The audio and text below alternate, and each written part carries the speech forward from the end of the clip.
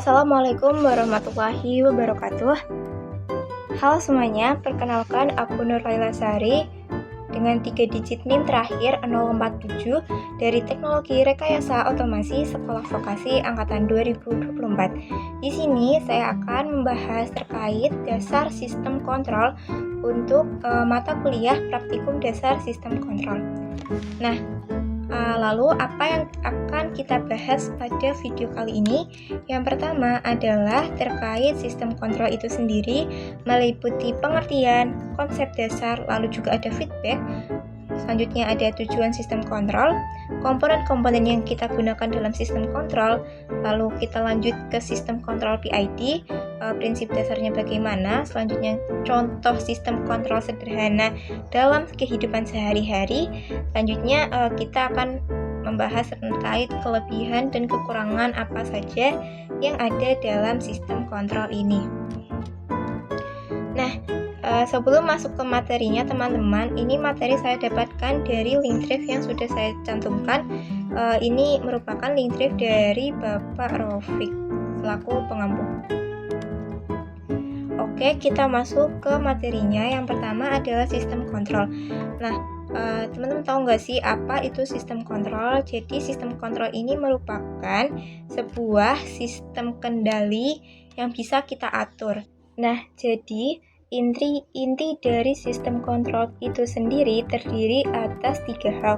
Yang pertama, dia itu mengukur, lalu membandingkan, dan juga bertindak. Nah, pada sistem itu kita akan memasukkan sebuah nilai data atau nilai yang kita inginkan. Nah, dari sistem itu dia akan mengambil keputusan. Seperti kita memasukkan A, maka dia akan menjalankan sistem B gitu. Nah, setelah dia menentukan apa yang harus dia kerjakan, dia akan menjalankan tindakan tersebut. Jadi dia itu ibarat seperti kita manusia, kita diminta untuk apa, maka kita melaksanakan apa dan kita menjalankannya. Oke, selanjutnya adalah feedback. Nah, dalam sistem kontrol itu sendiri ada yang namanya sistem kontrol open loop dan juga ada sistem kontrol closed loop. Nah, pada sistem kontrol open loop dia itu bekerja seperti input, dia menganalisis input, mengambil keputusan lalu menjalankannya. Stop di situ. Nah, sedangkan pada sistem kontrol closed loop, dia itu setelah dia mengambil keputusan, dia menjalankannya, akan ada feedback yang diberikan. Jadi hasil dari proses itu sendiri akan dikembalikan ke sensor, dan sensor itu dia akan mengukur hasilnya. Nah, dari sensor ini akan dikembalikan lagi sehingga si umpan balik ini akan dibandingkan dengan set point yang awal, sehingga nanti akan ada nilai selisih atau nilai error. Nah, dari nilai selisih itu akan berputar kembali, diproses dan dijalankan sehingga program itu bisa berjalan sesuai yang kita inginkan. Ibaratnya tuh kalau open loop dia nggak ada sistem koreksi, jadi semisal kita minta A, dia jalanin A, tapi untuk sistem closed loop dia itu ada sistem koreksi. Kita menginginkan A, lalu dia keluarlah A. Nah, setelah itu dia mengembalikan hasil ini untuk dicek kembali apakah sudah sesuai dengan set point-nya atau belum, dan jika sudah apa yang dia akan melakukan tindakan, dan jika belum dia juga akan melakukan tindakan. Jadi untuk closed loop itu nanti sistemnya berputar atau tertutup. Nah, tadi kan di awal saya menyebutkan bahwa sistem kontrol ini merupakan sebuah sistem kendali yang menggunakan mesin, teman-teman. Nah, jadi di sini kenapa adanya kita diciptakan adanya sebuah sistem kontrol. Nah, yang pertama, dengan kita menggunakan sebuah mesin, hasil yang diberikan akan jauh lebih stabil dibandingkan dengan penggunaan tenaga kerja manusia, dan prosesnya juga akan jauh lebih cepat. Nah, ini akan meningkatkan sebuah produktivitas gitu. Nah, lalu yang kedua adalah untuk menjaga stabilitas, baik itu dalam sistem produksi atau dia dalam sebuah alat sederhana. Jadi dia itu menjaga agar hasil yang diberikan itu tetap stabil dan sesuai dengan set point yang ada. Lalu yang ketiga adalah mengatur kerja sistem. Jadi sistem kontrol ini itu dia bekerja sendiri, dan dia sendiri yang akan menentukan bagaimana sistemnya akan berjalan, seperti mungkin mempercepatkah atau memperlambatkah, seperti itu. Nah, lalu yang keempat adalah menjaga robustness. Maksud dari menjaga robustness ini sendiri adalah dia itu bisa menjaga keadaannya dalam banyak gejala-gejala yang mengganggu dari lingkungan, sehingga nanti itu dia akan fokus pada penyelesaian masalah utama dari apa yang diharapkan dari set point itu. Nah, lalu yang terakhir adalah untuk efisiensi dan keamanan. Kenapa bisa dikatakan seperti itu? Ketika kita menggunakan mesin dan kita mengurangi penggunaan tenaga kerja manusia, maka hasil yang didapatkan akan lebih stabil, dan peningkatan produktivitas juga akan meningkat seperti saya katakan tadi. Nah, selain itu teman-teman, keamanannya juga akan lebih meningkat. Karena apa? Karena kita tahu bahwa ketika kita menggunakan sistem tenaga kerja manusia, banyak sekali atau kemungkinan terjadinya tindak yang bisa merugikan si manusia tersebut, atau human error gitu. Nah, sedangkan dengan adanya mesin ini kita bisa mengurangi yang namanya human error. Selanjutnya adalah komponen-komponen utama dari sistem kontrol. Nah, yang pertama adanya set point itu sendiri.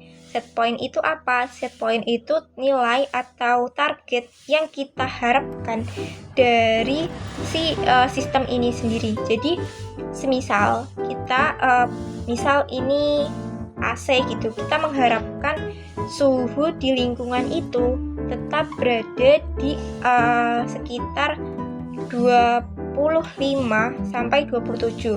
Nah, itu yang dinamakan set point. Nah, lalu yang kedua adalah controller. Controller ini sebagai otak dari sistem kontrol. Jadi, dia akan menentukan bagaimana tindakan yang harus dikerjakan oleh si sistem kontrol. Misalnya, ketika suatu ruangan itu panas, maka AC akan menyalakan sistem pendinginan. Begitupun jika dirasa si ruangan ini sudah cukup dingin, maka sistem pendinginannya akan dimatikan. Nah, yang ketiga adalah aktuator. Nah, tadi kan controller itu yang mengambil keputusan bagaimana seharusnya selanjutnya. Nah, aktuator ini ibarat tangan dari si controller. Jadi si controller ini otak, aktuator itu yang menjalankan. Nah, apa sih bentuk aktuator itu? Aktuator itu bisa berupa motor atau penggerak, kompresor seperti itu dalam sebuah sistem. Nah, yang terakhir adalah sensor.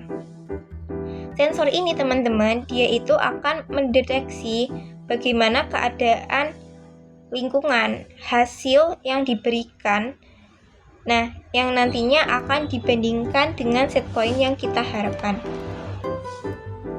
Oke, kita lanjut ke dasar sistem kontrol PID. Nah, salah satu jenis sistem kontrol adalah sistem kontrol PID. Apa sih PID itu? PID terdiri atas proporsional, integral, dan deritatif. Oke, kita lanjut ke penjelasan masing-masing. Nah, yang pertama adalah proporsional. Jadi, si proporsional ini itu mengukur jarak antara set point dengan keadaan realnya seperti apa. Jadi, dia itu akan menentukan apakah si mesin ini akan bekerja lebih keras atau lebih lambat gitu. Jadi dia itu yang menentukan kinerja dari si mesin ini berdasarkan hasil sensor seperti itu. Nah, lalu yang kedua adalah integral. Integral ini dia akan membuang si pengganggu-pengganggu sehingga sistem akan fokus pada masalah utama, sehingga tujuan utama yang ingin dicapai itu bisa tercapai. Nah, lalu yang terakhir adalah deritatif.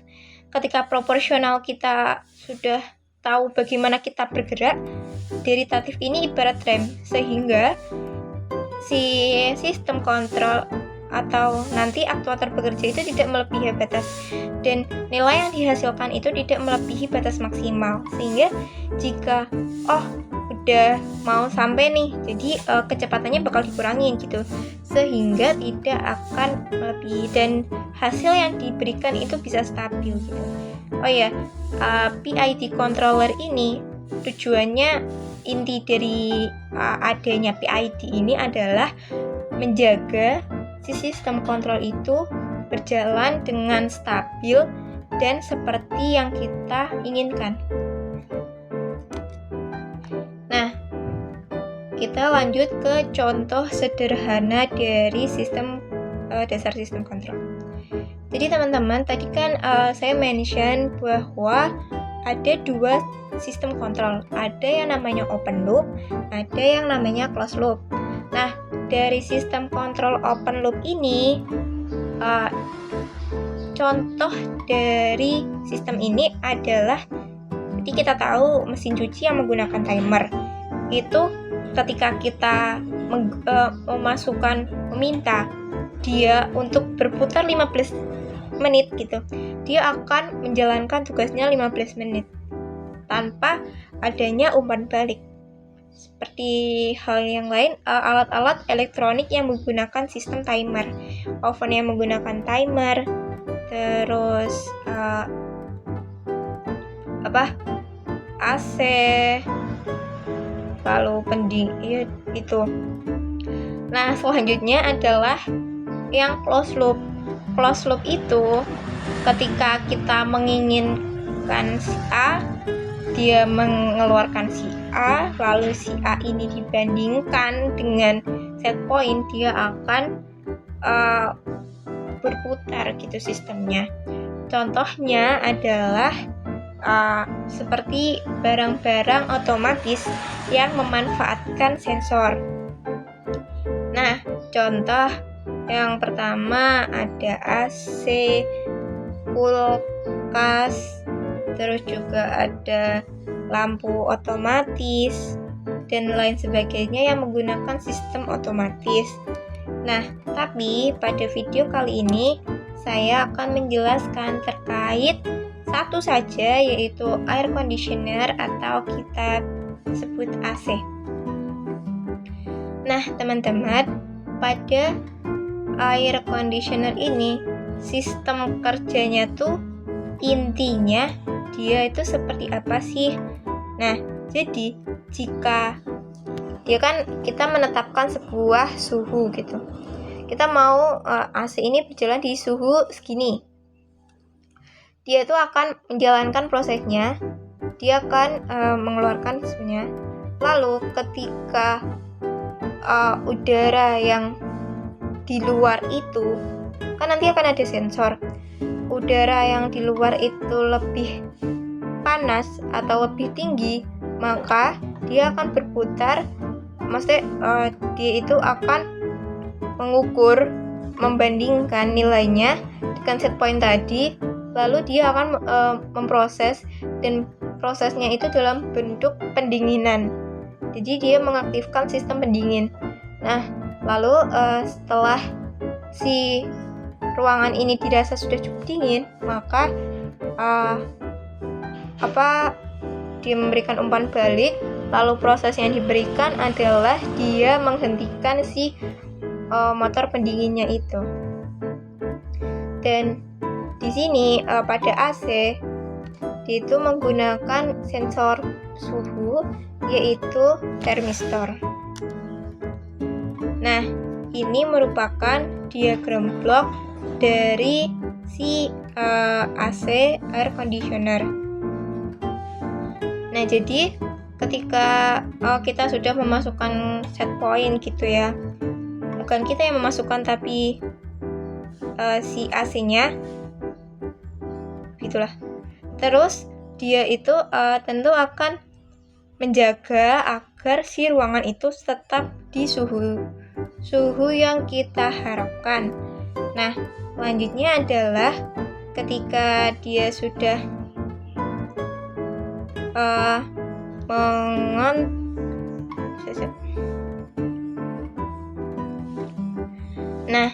selanjutnya adalah terkait diagram blok dari AC. Yang pertama adalah dia itu setelah kita adanya set point tadi, nilai yang diharapkan, target yang diharapkan, suhu ruangan yang kita harapkan, dia akan menjaga si ruangan itu tetap berjalan seperti itu. Nah, jadi si termostat atau controller di sini dia akan mengambil tindakan dari sensor yang ada. Jadi sensor ini dia akan mengukur keadaan real dari suhu di lingkungan tersebut. Jika suhu itu panas, maka si controller ini dia akan mengaktifkan si sistem pendinginnya, dan yang bergerak itu adalah aktuator. Nah, dari aktuator tuh nanti kan dia sudah ada yang namanya suhu kan, hasilnya itu akan berupa suhu. Nah, suhu ini akan dikembalikan lagi ke sensor, apakah sudah sesuai dengan set point atau belum. Nah, jika sudah nanti akan kembali ke controller, dan jika belum juga dia akan kembali ke controller. Maksudnya semisal dia udah cukup dingin, maka si sistem akan berhenti gitu, berarti aktuatornya akan mati. Aktuator akan mematikan si itu motor. Nah, namun jika masih dirasa kurang, maka controller akan bekerja dengan jauh lebih keras. Nah, lalu setelah kita tahu gitu ya terkait sistem kontrol itu bagaimana, contohnya apa saja, kita akan tahu gitu apa kelebihan dan kekurangan dari sistem kontrol ini sendiri. Nah, yang kelebihan tadi sebenarnya sudah saya jelaskan juga, dia itu bekerja lebih efisien, dan dia produktivitas yang dihasilkan itu lebih bagus dan juga lebih stabil gitu. Nah, selanjutnya dia juga menghemat energi, biaya gitu dalam jangka panjangnya ya. Nah, lalu untuk kekurangannya sendiri, jika semisal ada data yang rusak atau sebuah sistem dalam controller itu sendiri atau aktuator itu sendiri, maka bisa langsung dipastikan bahwa hasil yang dihasilkan juga akan tidak sesuai gitu, teman-teman. Jadi harus sering adanya proses cross check pada sistemnya. Nah, itu dia materi sistem dasar kontrol. Tadi kita sudah membahas terkait sistem kontrol itu sendiri. Dia adalah sebuah sistem yang mengendalikan proses yang dengan set point yang sudah kita tetapkan. Dia mengukur, membandingkan, lalu bertindak. Lalu dia menggunakan sensor, controller, aktuator sebagai komponen-komponen untuk mencapai sebuah stabilitas dan efisiensi. Dan tadi salah satu jenis dasar sistem dasar kontrol yang kita gunakan adalah PID, yaitu proporsional, integral, dan juga deritatif, yang mana tujuan dari PID sendiri adalah meningkatkan ketepatan data dari si sistem kontrol. Nah, jika sistem ini dirancang dengan sesuai, maka hasilnya jauh akan lebih baik dibandingkan menggunakan tenaga kerja manusia. Namun, jika terjadi salah sedikit pada penyusunan sistemnya, maka hasil yang diberikan tentu akan sangat-sangat tidak sesuai. Oke, sekian dari saya. Terima kasih. Mohon maaf apabila ada ketidakjelasan dalam tutur kata atau kesalahan. Saya mohon maaf. Wassalamualaikum warahmatullahi wabarakatuh.